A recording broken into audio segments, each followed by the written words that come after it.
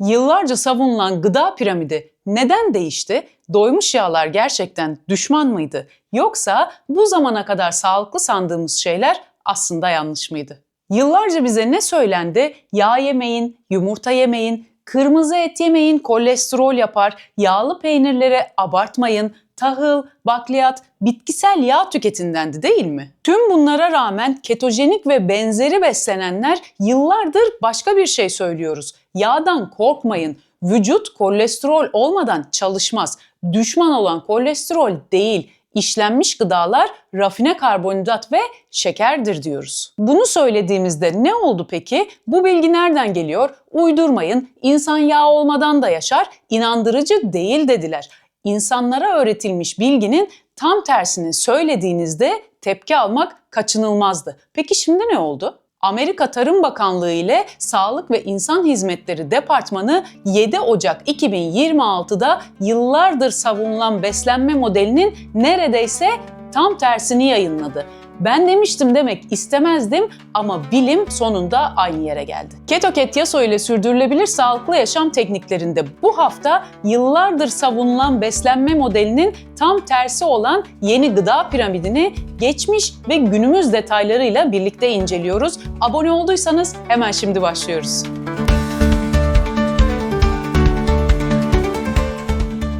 Eskiden insanlar nasıl ölüyorlardı? Savaşlar, salgın hastalıklar, virüsler, hayvan avı esnasında yaşanılan kazalar insanların hayatını kaybetmesinin başlıca sebepleriydi. 1970'lerden itibaren baktığımızda ise diyabet, yağlı karaciğer, astım, obezite, Alzheimer, Parkinson gibi ve benzeri hastalıklar ortaya çıktı.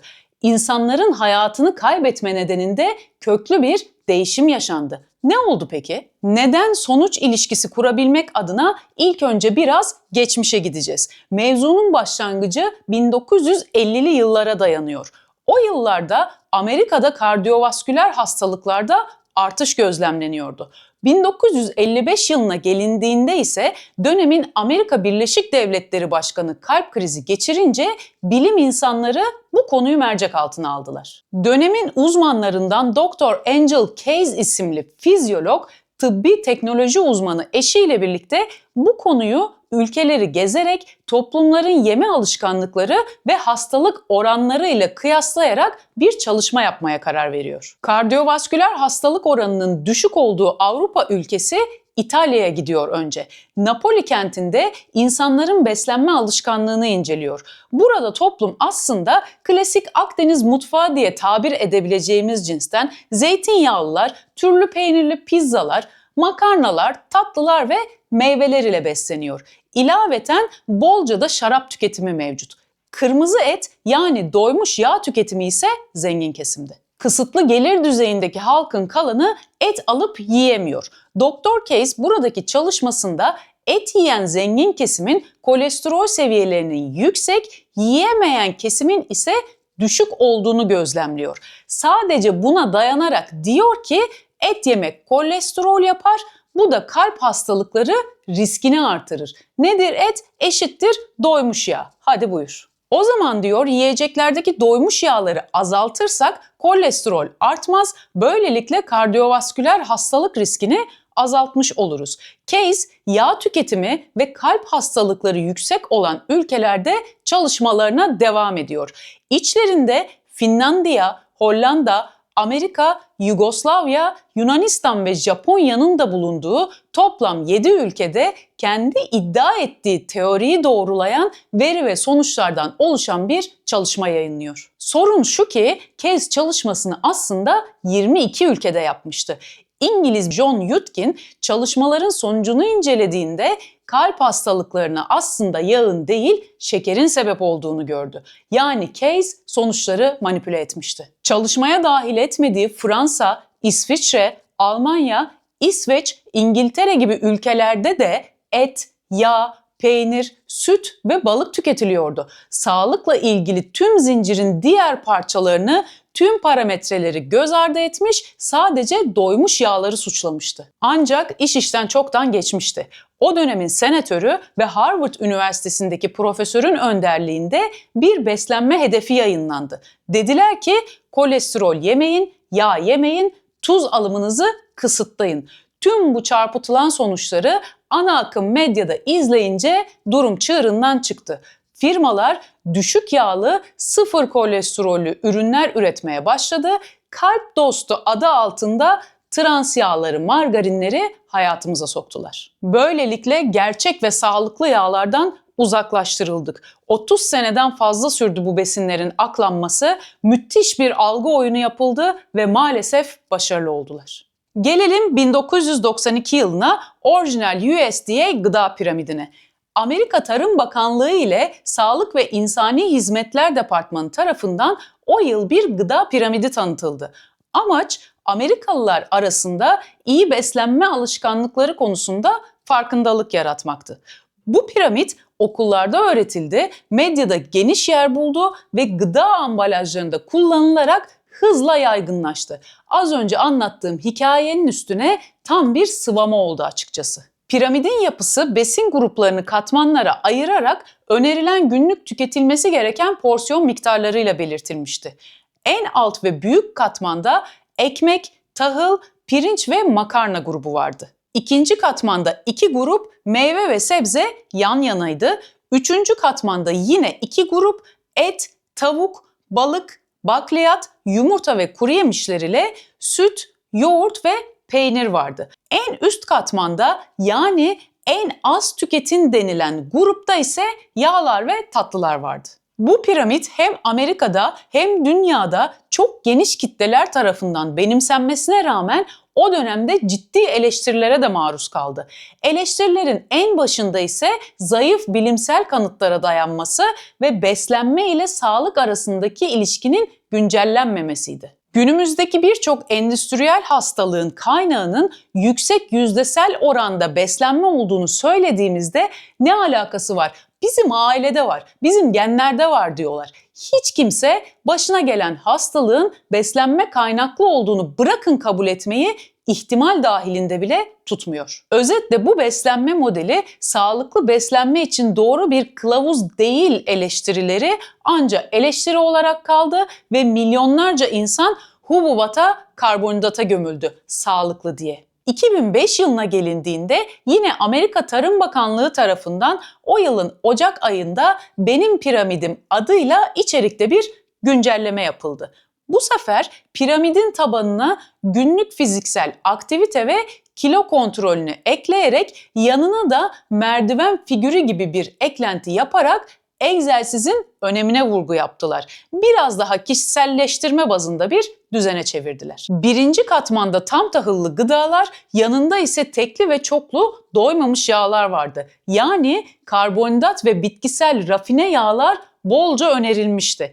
İkinci katman sebze ve meyveler, üçüncü katmanda bakliyat ve kuru yemişler, bunları takip eden yani az tüketilmesi gereken katmanda ise balık, tavuk, yumurta konumlandırılmıştı. Bir üste çıktığımızda süt ürünleri, kalsiyum ve vitaminleri görüyorduk. Piramidin tepesini, yani en az tüketilmesi önerilen alanı ikiye bölmüşlerdi. Bir tarafta kırmızı et, tereyağı, doymuş yağ, diğer tarafta beyaz pirinç, beyaz ekmek, patates, makarna ve şeker yer alıyordu. Ek olarak da ölçülü alkol tüketimi vardı. Bu model kırmızı eti diğer proteinlerden, rafine karbonhidratları ise tam tahıllardan net bir şekilde ayırmaktaydı. Güncellenen piramit ekranda gördüğünüz web sitesinde yayınlandıktan sonra ilk 3 gün içinde %20 oranda ziyaretçi Amerika dışından olmak üzere toplamda 160 milyon rakamla rekor bir seviyeye ulaştı.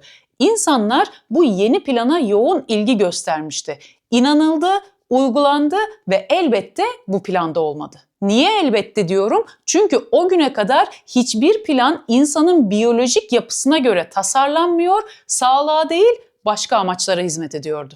Güncellenen kılavuz fiziksel aktivite, kilo kontrolü, şeker gibi basit karbonhidratların ve kompleks karbonhidratların ayrımının yapılması bakımından takdir edilse de hala doymamış yağlar suçlandığı gibi trans yağların, bitkisel yağların kullanımını destekliyordu. Harvard Sağlığı Okulu'ndaki bazı akademisyenler bu yeni piramidin sadece Amerika Tarım Bakanlığı'ndaki kişiler ve beslenme uzmanları tarafından değil, aynı zamanda gıda endüstrisinden gelen yoğun lobi çalışmalarıyla şekillendirildiğini iddia ettiler. Haksız da değillerdi.